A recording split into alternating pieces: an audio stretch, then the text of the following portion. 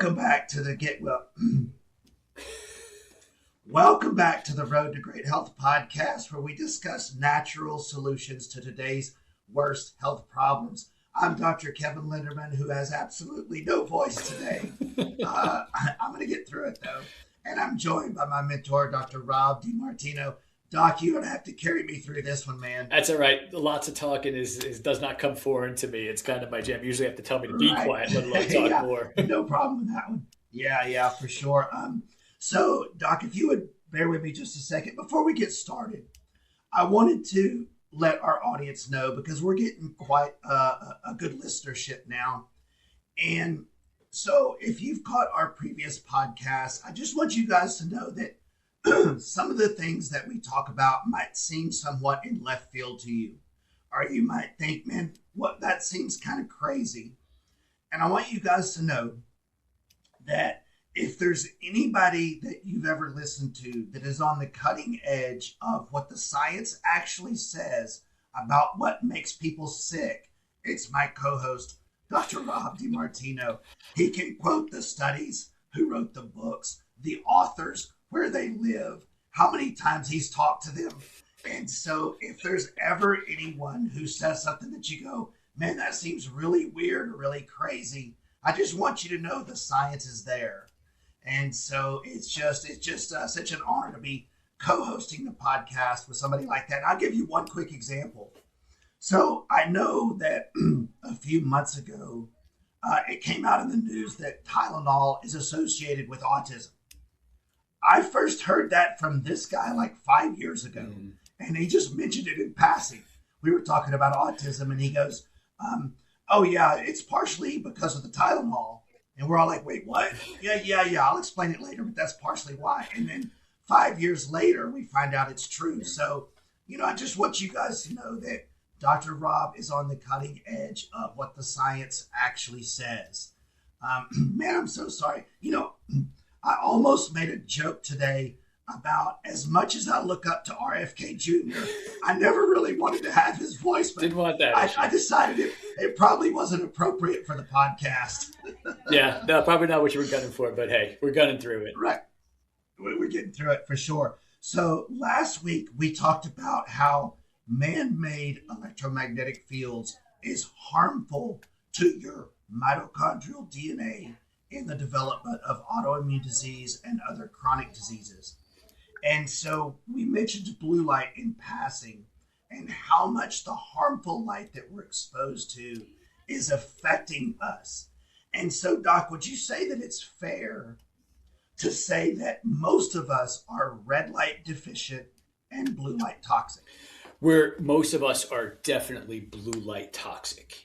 And we're red light deficient, yes, but we're really basically sunlight deficient in all of its different spectrums. And I know we're going to probably talk about that in the ideology, but I don't want people to just run immediately to red light boxes and think like, okay, that's all that I need, because there's lots of different spectrums of sunlight. But the ideology of blue light toxicity falls under that category of man-made EMF. And, I very much appreciate the shout out and the kind words. I would be remiss if I didn't give my shout outs to all of my mentors. I get so many people who call and they talk to my office. They say, well, how does he know all of that? Or where does he know that? And basically my answer is my mentors are different than yours, right? The people that I read and research are different than yours, because trust me, the first seminar I ever went to on Hashimoto's, the guy who wrote the book in functional medicine about it told me Hashimoto's can't be cured. I packed my bags and I got up and I started to leave. His staff talked me into staying, and I figured I flew all the way out here. I might as well stay. But it's just not my mindset. I'm like, okay, this can't be my mentor because there's a limit here. And I found other mentors who had different opinions. And, we all are standing on each other's shoulders, which is great. And I'm always thankful that I can pass that knowledge along. But the blue light issue is a really important one that we overlook now because it's again, just become part of our existence. And when we say blue light, what we're talking about are things like screens. We're talking about computer screens. We're talking about these fluorescent bulbs that are above us and this big old spotlight that I got shining in my face so you guys can see me. All of those different lights. And it was only a handful of years ago when we were using incandescent bulbs, right? And incandescent bulbs had a more full spectrum ideology of light. And back in 2008, they outlawed incandescent bulbs. Now, they'll tell you that they did it for energy savings and cost savings, which I'm sure was the ideology behind it. But it's had a profound negative effect on our health because we are never, ever meant to be exposed to this much blue light by itself. I actually got into it with a doctor earlier this week because he got mad at me and he said, "Well, you get a ton of blue light from the sun."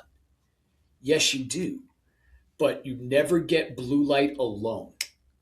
Blue light does not exist by itself in nature. It will always be combined with other forms of light, and typically red light. And typically, the amount of blue light you may be exposed to is this much, and the amount of red light you'll be exposed to is this much.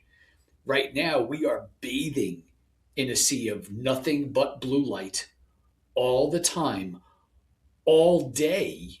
And blue light is bad during the day. Blue light at night is potentially one of the most harmful things to human health because there is no light at night, and blue light at night has the same exact effect on our physiology that caffeine does. So you hear people say, "Oh, I would never drink a cup of coffee that late at night or have a soda that late at night because the caffeine will keep me up." But they don't think anything of looking at their phone, not realizing that that blue light from that screen stimulates their brain in the exact same pathway that caffeine does. It's just from a light perspective, not a chemical perspective. Yeah. Yeah. It blocks adenosine, right? Yep. Just like caffeine. Yep. Does, right? And it will stimulate a cortisol response and make that stress reaction response all exactly the same, even if you don't have any kind of sugar, even if you don't have any kind of caffeine, your body will react to that like it's stressed. Because one of the most important things about human physiology is not just that it works, but when it works. Yeah. We talk about circadian rhythm a lot, and circadian rhythm has everything to do with timing. And the way that your body really understands timing is when it's light, and the other side of it is when it's dark. And right now, we don't have any balance between those two, right? It's light almost all the time, right? The sun goes down, no big deal. We just turn our lights on, and most people, the last time they see light is right before they go to bed. I got a lot of patients who sleep with the TV on. If you're doing that, stop doing that. Night lights, alarm clocks that are bright enough, getting up in the middle of the night to go to the bathroom, turning those lights on. Every time we see light, it confuses your body to think it's daytime. And if we're doing that at nighttime, your body thinks it's day, and that's not when healing happens. It's at nighttime, and it will delay or stop that healing altogether. Everything else could be perfect. And if you have lights at night, or again, even first thing in the morning when you're looking at those screens, it will completely throw off your timing, and your body will get confused. And when your body gets confused, inflammation kicks in, and we will get sick. Yeah. What you were talking about last week, I found fascinating from an evolutionary perspective. We've only had light switches for 100 years. Mm-hmm. We've only had screens on our phones for 40 years. That is a flash in the pan compared to the evolution of our brain over thousands or tens of thousands of years for it to be light during the day and dark at night. Yeah, the ability to screw this up is completely new and completely something that we made up, right? Ability to just be able to flick on a light switch and have light in your eyes. And they say that the average person spends 93% of their time in alien light. And I think 93%, frankly, is low. Most of the people I talk to, the only light that they get is oh yeah, I walk to my car and then I walked home. And mind you, light that comes through glass is altered. So people, lots of times, even I said it too, when I bought my house, I'm like, oh, I like this house, got the big windows, got the natural lighting. But that light does not pass through that glass all the same, right? It blocks pretty much all the UV light. It blocks a good amount of the red light. It lets all the blue light through. So we still don't get that same. Is it better? Yeah, but it still doesn't get that same spectrum. But think about the ideology of this. Most people, first thing that they do in the morning, what do? What's the first thing that they do? Check their screen. Check their phone, right? Okay, shut my alarm clock off, check my Facebook messages, look to see if I get a text, whatever it may be. The power of the color of that screen tricks our brain into thinking it's noon. So if it's 6 a.m. and that's the first thing that you see, now your brain thinks it's noon and it's going to function the way it's noon. So do we wake up at noon? No, we're designed to wake up with this big stimulus in the morning. So now we've lost 6 hours. And our bodies have no idea where we are in space and time. When your body thinks it's noon, it doesn't create hormones. I watch so many patients who have completely flattened out gender hormone panels. Their estrogens, their progesterones, their testosterones are completely flattened out. Your body makes that when it gets exposed to the light in the morning. Come midday, Mhm. your body stops producing those hormones. So now we've skipped the production of those hormones. We go right to midday where the body's not producing any of those hormones, and everyone's wondering why their testosterone and all their hormone planners are completely flat. A lot of it has to do with the screens. Yeah. And believe you Yeah. when I tell you, blue light makes you fat. Yeah. Yeah.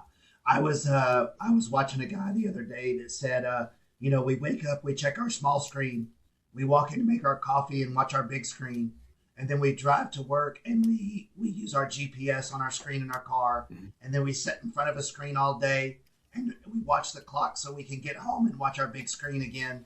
And then we check our little screen before bed. It's like we're just surrounded by that. And even kids in school now Oh, are surrounded by screens. yeah, I volunteered in my son's class, and I was appalled because it was like four learning stations and three of them were screens, and I like had a heart Yeah. attack, you know. And my son goes in with blue blockers and stuff like that because we are who we are, and Yeah. he tells the kids it gives him superpowers. But it's amazing how Yeah. it's just become ingrained in us, and we don't think that there's any danger with it, and we don't because we just interpret it as light, right? We don't is it Right. different? Is it this and that? And to that extent we are all so solar deficient, right? Light powers our body. Think of it this way. I know you've been taught to fear the sun, and it's the worst narrative that could ever possibly be out there. Now, I do agree the sun is a powerful medium and it needs to be treated with respect.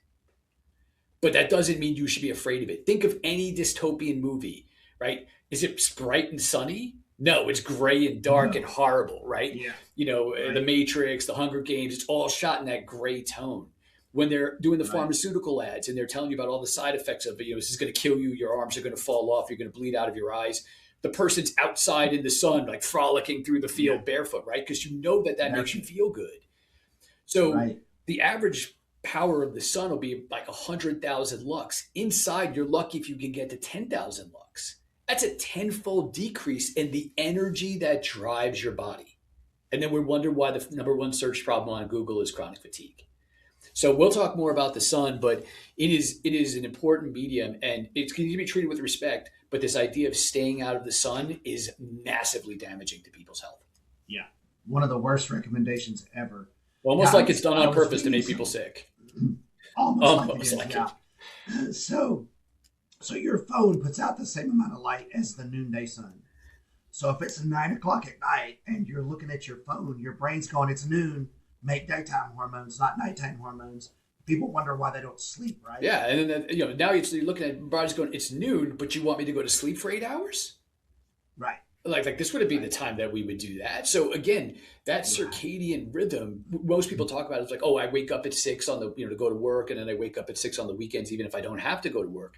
That is programmed in us, and I'll save you the parts of the brain that are involved by the exposure to light and the exposure to dark. So if you're going to take anything from this podcast, is make your days incredibly bright and make your nights incredibly dark, and your health will benefit from it. Yeah. Yeah. Well, Doc, talk about the science a little bit of what happens when I turn my screen on and I look at blue light. What goes on in here?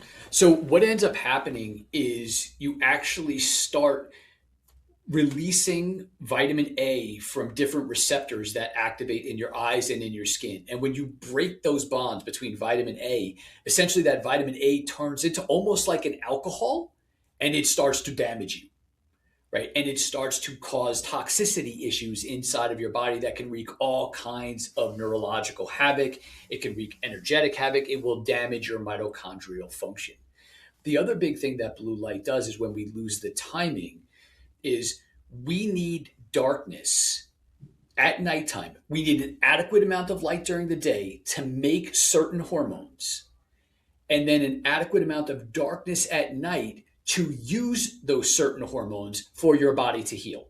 Now, when I say hormones, I don't Mhm. mean gender hormones. I mean different types of hormones inside the body.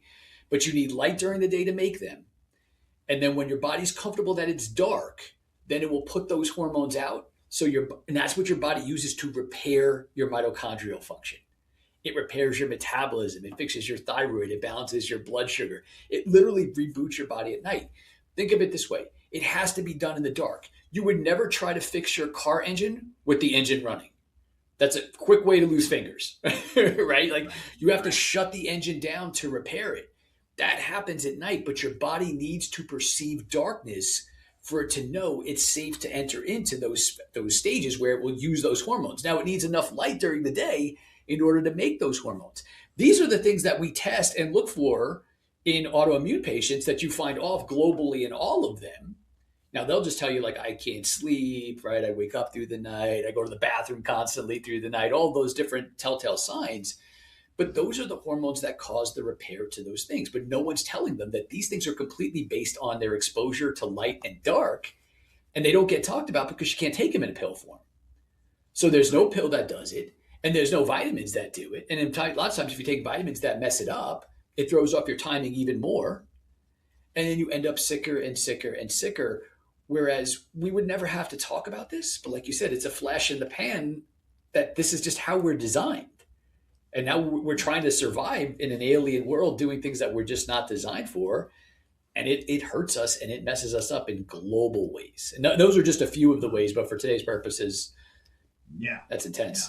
Now, one of those main hormones you're talking about, right, is melatonin. Melatonin. Yeah. So melatonin, believe it or not, is, everybody knows it maybe as a sleep supplement that you take, but It's not. Yeah. melatonin is so much more than that. And my global thing to say too is I'm not typically a fan of people taking melatonin, right? Because Right. taking melatonin at the wrong times, especially if people are taking it during the day and they're exposed to light, can damage their eyes, right? So, but your body should make melatonin. Now, weirdly, everyone knows melatonin is the hormone of sleep. And yes, after 3, 4 hours of darkness, your body will start secreting melatonin, but you need a lot of light during the day in order to make melatonin in the body. So that when you get to the nighttime and your body's ready to shut those engines down, your body will put melatonin out.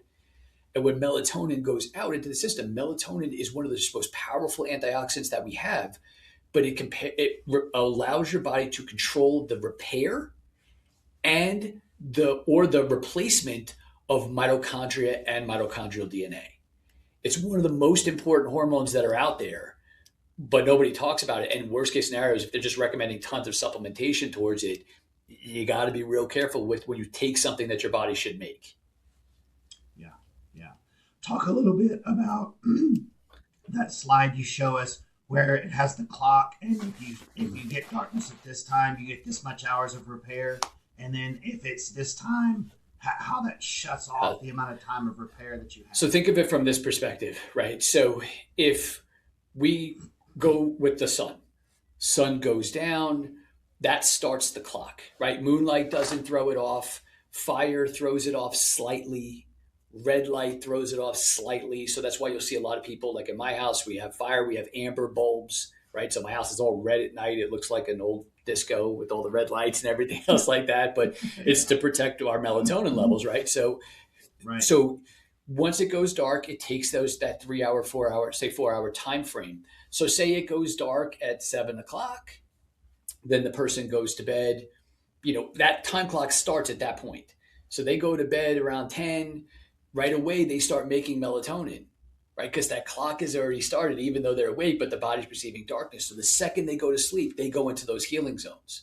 So now they sleep till sunrise, and they're going to get 8, 9 hours of healing repair. That's where we came up with the 8 hours of sleep. But now, what's a more realistic standpoint is what most people typically do is they're going to bed at 11 o'clock or midnight, maybe earlier than that. But the last time they see that light is when they look at their phone, right? So now it's noon. Now they look at their phone. The body thinks it's noon. It's midnight. Now you're not going to start making those hormones or putting those hormones out till 4 a.m. So if you see no other light at night and you get up at 6, you have now 2 hours of healing time versus 8. So we've lost Yeah. 75% of the healing time. And then we're sitting there going, geez, how could autoimmune and other these types of problems become the epidemic of our time? That one thing is enough, let alone the EMFs and all the other stuff that we're exposed to. That one ideology is powerful enough that if you just don't have enough time to reboot and repair and heal every single night, and that's why they talk a lot of times, like you hear people talk about fasting, right? Fasting will kickstart you into this repair module. Fast started will repair your immune system. Yeah, it will, but you're designed to do that every single night. That would be like us, Mhm. not doing any paperwork in our clinics for a month and then one day taking off the entire day and just sitting there and doing paperwork all day to try to catch up. That's not optimal. It's nice to go home every Right. night with your paperwork done. Yeah. And that's Yeah. the idea. Your body needs to keep up with this. When we start falling behind, there's nothing wrong with fasting, but it's not how we're meant to do it. This is meant to happen every single night, and it is controlled by your exposure to light when it's bright and when it's dark. And if that one thing is off, everything could be perfect. But if I Mhm. have 8 hours of work to do and I only show up to work for two, I'm not going to get it all done. Yeah. And in that scenario, even of the 2 hours, if they got up and turned the light on to use the bathroom, it resets. Resets. You sleep with the So TV so on. that If means you, they got 0. Mhm. I mean, we see it all. We had one patient and they had Hashi, and thankfully we were able to get it resolved. No more antibodies. Feeling great. Didn't see her for years. Pops back up in my clinics like, hey, I'm having some of the same symptoms back, and found out that she had gotten divorced in that time frame. And when we first talked to her about it, we went through everything that she needed to do. And one of the big things for her was she would sleep with the TV on. So we're like, okay, no TV on. So she was great. She did everything she was supposed to do, shut the TV off. But when she got divorced, she's like, it's weird sleeping by myself for the first time in a long time. So I started sleeping with the TV on again. Guess what came back? Hashimoto's. Hmm. I didn't even treat her the second time. I told her, shut the TV and let's test again and somewhere down the road. And guess what happened after like 6 weeks? No more antibodies. Wow. It Just that one thing. is that one thing. It's powerful enough to make the body go the wrong way. Now, again, we had fixed it previously before with her, but Yeah. just as a She was great pretty good everywhere example. else. And she was like, well, that's the end of that. I'm taking the TV out of the bedroom. And I'm like, it seems crazy, but not so much when you explain out that this is the way we're designed. We're just not designed for it. Right. Right. So much blue light everywhere. We're just really bombarded by it. Yeah, I mean, like you said, even in the cars, right? Even in the cars now, right? Right. You've got the screens in the cars. Everybody's got these giant GPS screens now. There's no car you can get without any of those different types of things. So Right. the amount of exposure between tablets and phones and just the sheer amount that we're looking at, and of course, then we're wondering why everyone's eyesight's going bad.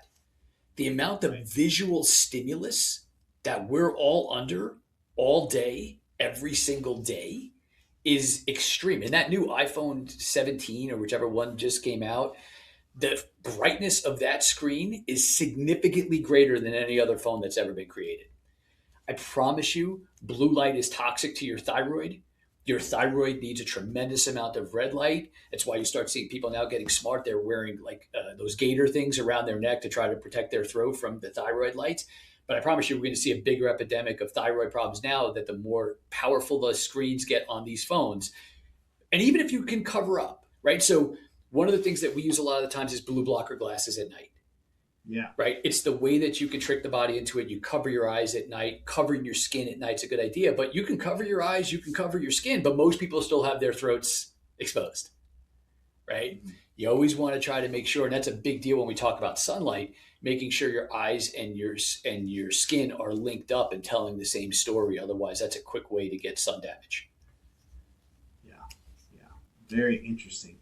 And so I think it's going to continue to get worse with more and more technology and more screens. I don't think this is going away anytime soon. No, and again, they're not like I said. It was only a few years ago. Like you can't be getting incandescent bulbs now, right? Like you can't Right. get them. You could try to find them online. They're hard to find. There's companies that do make full spectrum light bulbs, but now you're talking about paying $30 a light bulb just to get Right. some sort of light. Now, do I have that all the way through my house? Yes, I do, but I'm a little bit manic about these things. But when you know what I know, right, you start being more and more wary of these things.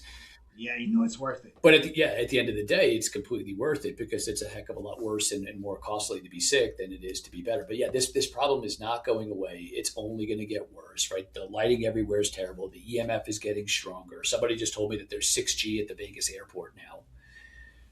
Wow. Then they went on to look at their thing as 6G on the Vegas airport. So this is not a new issue. It's not an old issue, but it is definitely not going to improve. And if you're not aware of it, it will degrade your health before you want it to. And you couple that with the narrative of avoid the sun, Right. and that's like the double-edged sword of all time because the only thing that detoxifies blue light is red light.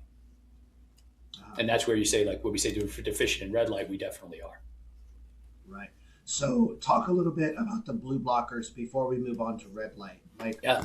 how do you use those? What is So that? blue blocker glasses is an easy way. Again, is it not? Is it perfect? No, it's absolutely not. But you got to meet people where they are, right? They're not going to be able to just Right. shut all their lights off or No, infrared bulbs in. nobody's going to sit in the darkness for 4 hours. Right, yeah, right. Yeah, let's Right. be realistic. And even if you want to do that, like you have family, right? So maybe your spouse isn't so cool with that. Maybe your kids aren't so cool with that, right? So blue blocker glasses are glasses that you can wear that basically they're red tinge and they block the blue light from getting into your eyes. And that's really going to be 80 to 90% of the battle is the blue light that goes into your eyes, where your eyes are very sensitive towards that type of light because it's going to only take about 9 or 10 seconds of stimulus before it tells your brain, hey, it's daytime, wake up. Yeah. So wearing blue blocker glasses allows us to be able to decrease the amount of blue light that goes into our eyes. It saves some of our melatonin levels. It's a hack to be able to do some of those things. Now, I do recommend people to cover their skin as much as possible as Mm. well, and do try to keep the area low lit, not like super bright lights. So you just have these things on.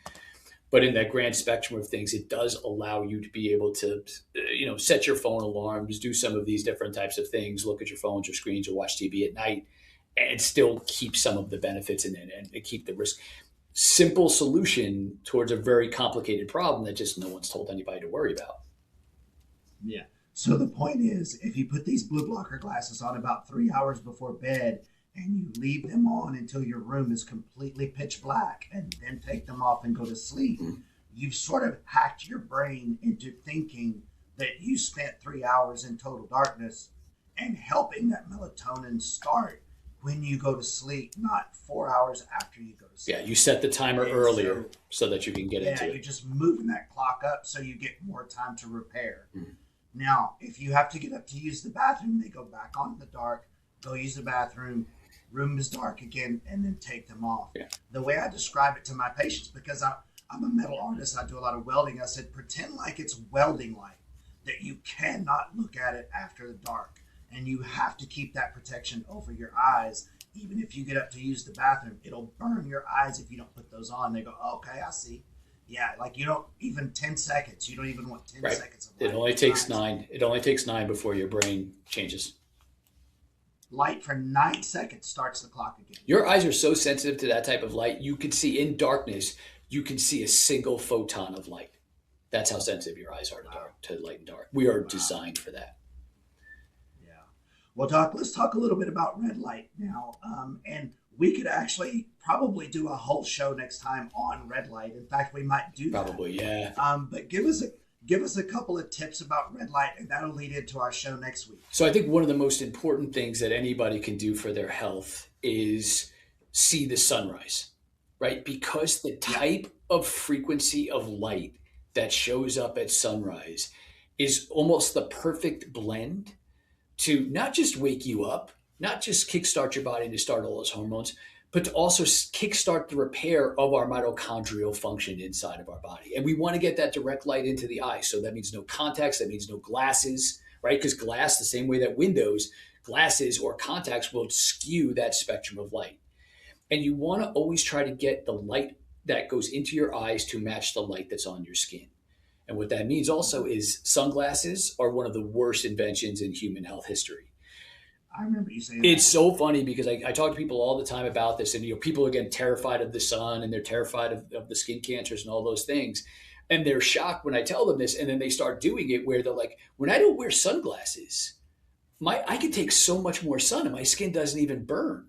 And it's really obvious when you think about it. So imagine you go into a dark room, right? It's pitch black. And after a few seconds, right, a little bit of time, you can start making stuff out, right? Like your eyes adapt to the darkness, right? You can see the table, you maybe see me sitting in there, you can start seeing what's around you. And then imagine somebody flipping that light on real fast. All of a sudden, you're like, oh my God. So your eyes will say, hey, it's dark. So your skin says, oh, it's dark. But now your eyes say it's dark, and you flip the lights on, and that sun hits your skin. It thinks it's dark. So it's going to burn because it's not prepared for it, the same way your eyes would hurt if you flip that light switch on. So the sunglasses cause most of the sun damage that you'll see people typically have. Now, again, it's a powerful medium. Do you have to treat it with respect? Yes. But the red light that shows up in the morning primes your body.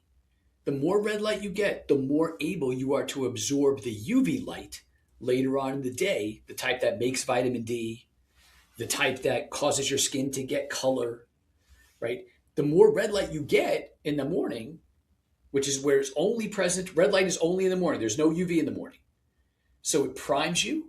Then you go to red light and UV in the midday so you can absorb as much of that. Then the UV goes away. And in the evening time, it goes back to just red at a lower power because red light heals your skin. Go online. Don't be big. Red light has clinical approval for burns. If you burn your skin, you can use red light therapy to heal the burns. You could use it to heal cuts. You could do it to those things. So it's almost like nature designed it exactly this way to like prime you, get what you need to get, and then repair any damage that you did. But then think about somebody who goes on vacation. What do? Oh, I went out to the pool at 10 o'clock, right? So they miss all the red. They go right into the UV.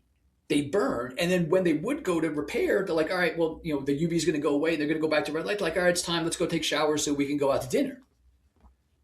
And then they blame the sun. Right? I mean, it's an illogical kind of concept. That would be like me never working out in my entire life and then going in and thinking I could bench press 500 pounds. And then being upset when I dropped the bar on my chest and hurt myself saying, well, it's the working out and it's the bar that's bad. No, as my kids would tell me, as my teenager would tell me, it's a skill issue. You didn't use it the right way. But it's our job to teach you how to do it the right way. And no one's doing that. So we can't get mad at you if no one's told you that.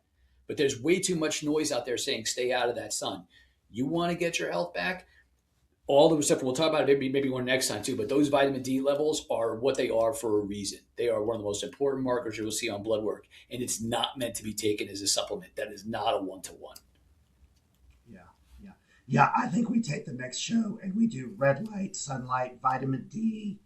We'll get into all that on next week's show. I think that would be a great show to do because there's so much more on this topic that you need to know, and that we need to sort of counteract the belief out there that the sun is the problem and stay out of the sun. I mean, in the hospitals, they used to put people in the sun to try to help them get better. They gave Nobel Prizes to guys who did that, to doctors who did that, right? Right. And now all you hear is stay out of the sun, wear sunscreen.